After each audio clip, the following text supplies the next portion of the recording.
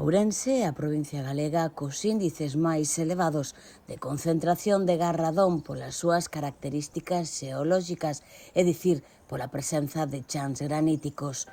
A Deputación vén de adxudicar o Laboratorio de Radón de Galicia da Universidade de Santiago de Compostela a asistencia técnica do Programa de Cooperación para realizar as medicións deste gas nos concellos da provincia de menos de 20.000 habitantes. Este programa de cooperación, aprobado por unanimidade no pleno de xaneiro deste ano, pretende colaborar cos municipios interesados na medición deste gas nos seus respectivos ámbitos territoriais.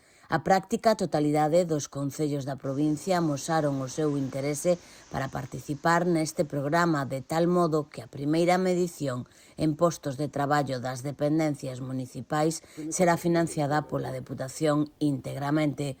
Os concellos van recibir as instruccións e os aparatos de medición que deberán ser colocados durante 3 meses.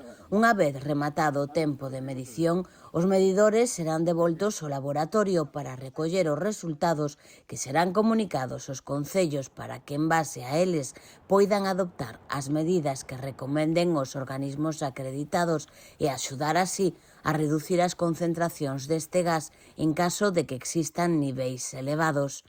Estes traballos de medición iniciaránse nos 20 concellos que foron os primeiros en aceptar a participación no programa e, posteriormente, no prazo máximo dun mes, ampliarase o resto de concellos.